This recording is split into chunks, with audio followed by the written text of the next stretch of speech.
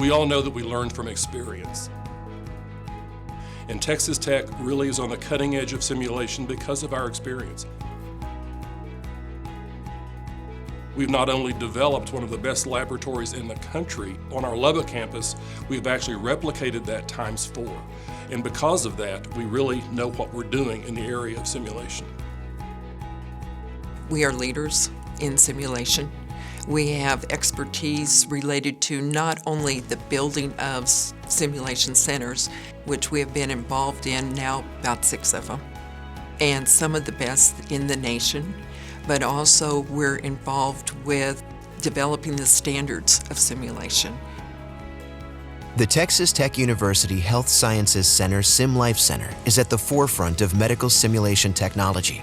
Every day, students from medicine, nursing, allied health, and pharmacy play a role in real-life scenarios. These students are supervised by highly trained simulation professionals inside one of the nation's most advanced medical simulation centers. We rely upon simulation training for the education of all of our healthcare professionals, and having a state-of-the-art system has been a critical part of the educational process for all of our students. And it has given us, out of necessity, a very specific expertise in this area. The most important part of simulation is the people who actually run the simulation centers and who actually create the scenarios and the student experiences. And we are very blessed at Texas Tech to have some top talent in the country, in the world, in terms of being able to run these centers in a way that students are able to maximize the learning experience. Well, I think the simulation center is just a given for medical students. They almost expect you to have one, and I think when they see our simulation center, they're like, wow. The SimLife Center at Texas Tech University Health Sciences Center is training tomorrow's healthcare professionals today. Under the leadership of Dr. Ted Mitchell, Dr. Michael Evans, and Dr. Sharon Decker, the Texas Tech University Health Sciences Center has developed into one of the nation's foremost facilities for medical simulation. One of the things that we have learned with experience is that in order to make sure that our students are learning the same thing on the various campuses, we have to have the same type of simulation training center. This has given us a lot of expertise in how to develop these things, whether it's in the Permian Basin, Lubbock, Abilene, Amarillo, or even in El Paso. We've had to redevelop our own simulation training centers over and over and over again to make sure that our students are all getting the same experience. The F. Marie Hall SimLife Center is a 24,000 square foot multimodality interprofessional simulation center. The center is designed to provide healthcare providers and students a realistic environment in which the competencies required to provide safe, quality patient care can be learned. Modern advances in today's technology have allowed sophisticated tools for simulation-based experiences for both learning and assessment. Many of these tools are available in the SimLife Center. Advanced patient simulators available throughout the center are state-of-the-art mannequins that talk, breathe, and have heart and lung sounds. SimLife Center personnel called standardized patients are also used to portray a patient or family member during simulated activities. The use of standardized patients requires students and residents to include communication and interprofessional skills while demonstrating their clinical judgment. Additionally, ultrasound technology has been integrated throughout the schools of medicine and nursing's advanced practice curricula. The center has an operating suite, birthing and nursing suites, along with space for haptic systems that allow residents and healthcare providers opportunities to practice and develop competencies in specific procedures.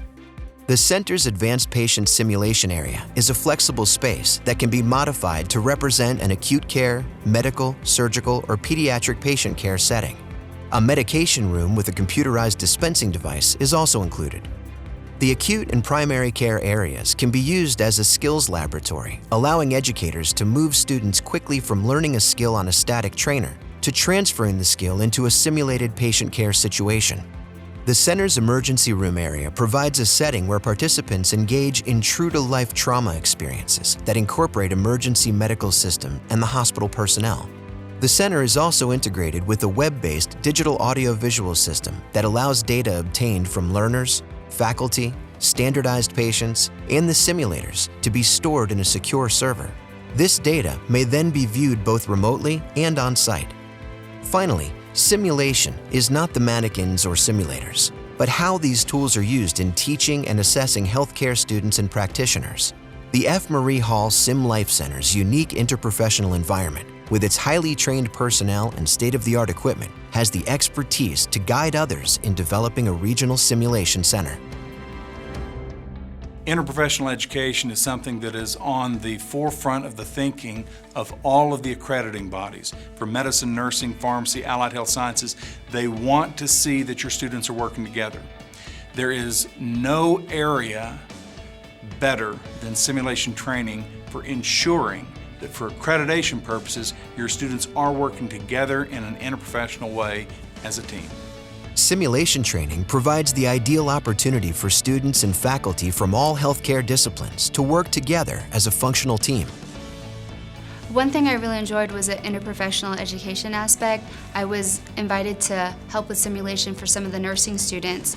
I was actually invited to play a role in the scenario as a anesthesiologist, and they were all surprised to learn that I was an actual physician at that time. And the thing that I thought was great, they only didn't just incorporate me in the simulation, but the debriefing afterwards. So I got to hear what their feedback was and what they got out of it, and then in turn they got to ask me questions specifically about my specialty regarding the case that was just simulated.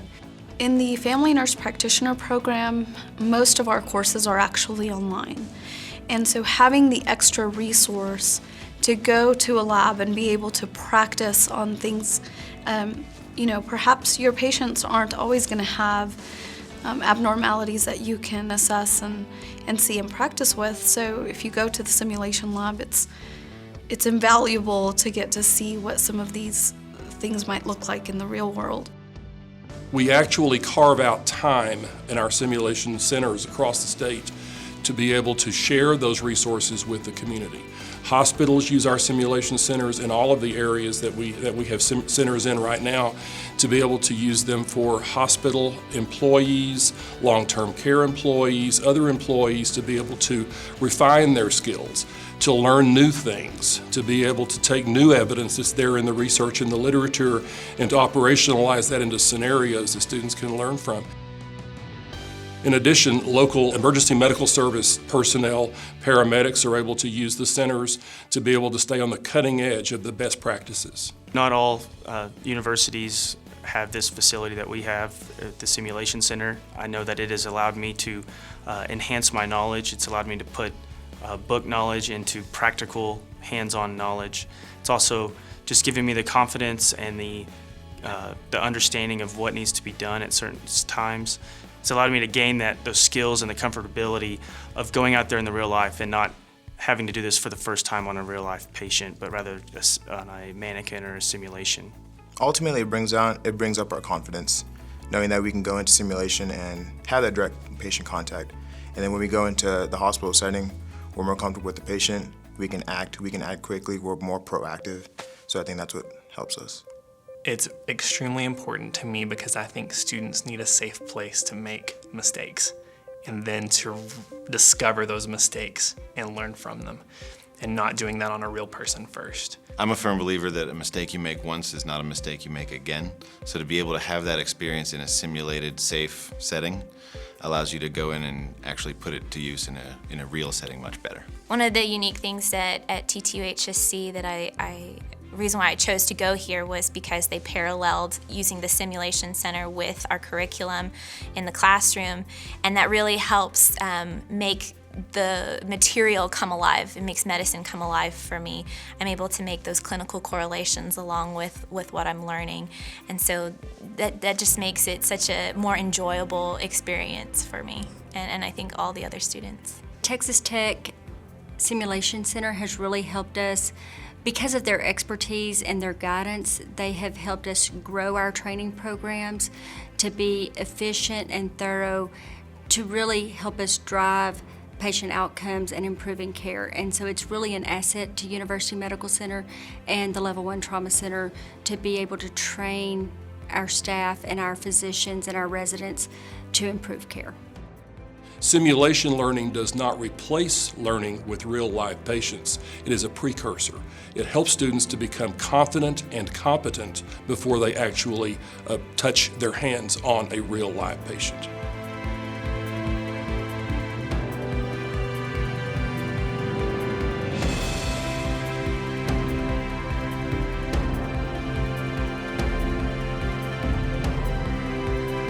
The F. Marie Hall Sim Life Center is a shining example of the impact philanthropic gifts are making on the entire healthcare system.